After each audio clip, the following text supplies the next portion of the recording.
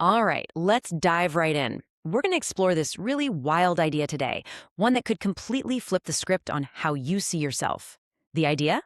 That your body is an avatar and you are the one holding the controller. So let me ask you something. Have you ever had that weird feeling, like really had it, where you feel like you're sitting just behind your own eyes? Kind of like you're in a little cockpit, watching your own hands move, hearing your own voice, almost like you're piloting some kind of biological machine? If you've ever felt that, you're definitely not alone. And you know what? This idea goes way, way back. And that feeling? It actually brings us to this super famous phrase from philosophy, the ghost in the machine. Now, it was originally meant as a bit of an insult, you know? A philosopher named Gilbert Ryle used it to make fun of the idea that some non-physical you is just rattling around inside your body. But honestly, whether he was being critical or not, that phrase, it perfectly nails the feeling we're talking about, doesn't it? And look, this is way more than just some cool concept from a sci fi movie.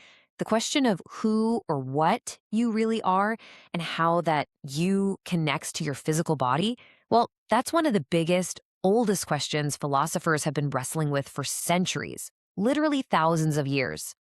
So let's meet the cast of characters, shall we? We're going to look at a few of the brilliant minds who've really dug into this whole concept. We'll see how this idea of a pilot in a machine has changed and evolved throughout history.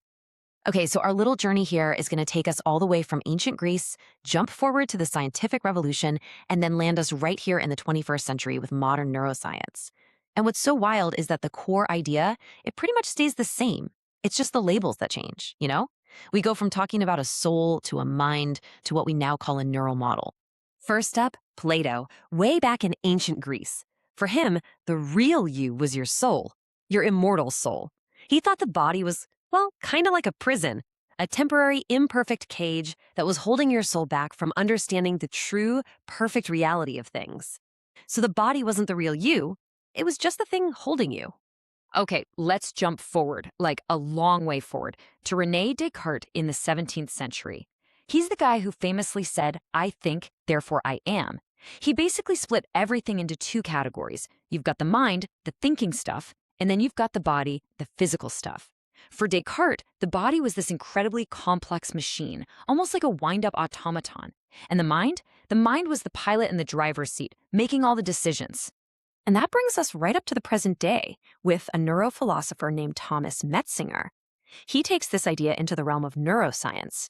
He says that feeling of I, the sense of self that feels so real, it's not some separate ghost or soul. It's actually a super sophisticated simulation, a self model that your brain builds. And why does it build it? So it can pilot its body, its avatar, more effectively through the world. It's a user interface for a complex machine. All right, so this trip through philosophy is fascinating, right? But this is where it gets really, really interesting for us. What if this isn't just some abstract thought experiment? What if actually treating your body like an avatar you control, what if that's the key to unlocking potential you never even knew you had? The way it works is actually pretty simple. See, when you change your thinking from I am this tired, aching body to I am operating this body that is experiencing fatigue, something amazing happens. Those mental breaks we all have, the fear, the doubt, the I can't do this voice, they start to loosen their grip. And once you take your foot off the brake, man, your performance can just take off. There's actually a scientific name for this skill. It's called metacognition. Fancy word, but all it means is thinking about your thinking.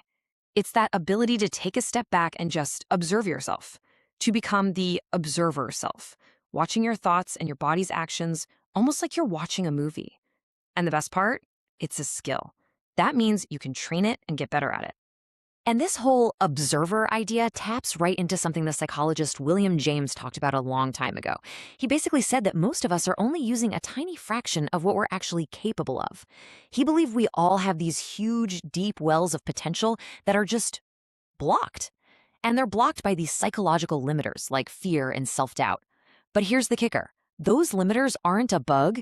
They're a feature. They're an old evolutionary safety system designed to keep the avatar, your body, from getting damaged. So, the big question is, how do we get around that ancient safety protocol? How do we consciously turn off the limiters?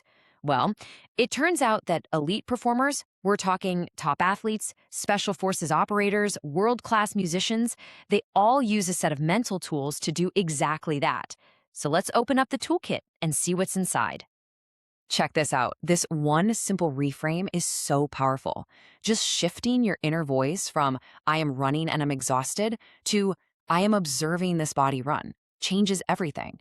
Saying I am observing the sensation of pain instead of I am in pain. That small change can completely alter your ability to push through it. This is a powerful technique called detachment. And here are some real practical ways you can start doing this. Seriously, try it. Talk to yourself in the third person. Or as you're doing something, narrate it out loud like you're an operator commanding a machine. Okay, making the left arm lift the weight. It sounds a little weird, but each one of these tricks creates this little bit of mental space between you and the action. And that space is where you get to manage things like fear and fatigue. And this is the whole package, the whole system, because it's not just one mental trick. It's about putting all the pieces together. You start with that avatar mindset, right? Then you add in control over your body, your breathing, your stress response. You learn to dial up your focus to get into that flow state. And you use little rituals or triggers to help you flip the switch into that peak performance mode whenever you need it. So let's pull all this together. The point of all of this isn't to turn yourself into some cold, detached robot. No way.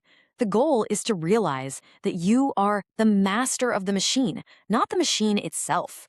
You're the pilot. You're the one in charge. And isn't it cool how this all circles back?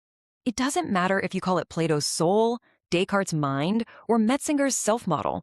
The fundamental idea is exactly the same every single time. There's a controller, and there's the thing being controlled. So if there's one thing to take away from this whole journey, from ancient philosophy to modern brain science, it's this. The limits you think you have, that wall you hit when you're working out or studying or creating something, most of the time, that's not a real physical wall. It's a psychological safety barrier put up by your brain to protect its avatar, to keep you safe. And that leaves us with one final big question for you. If your body really is your avatar and you're the one playing the game, what's your real high score? What are you truly capable of once you stop thinking of yourself as the character on the screen and start realizing you're the one holding the controller? What happens then?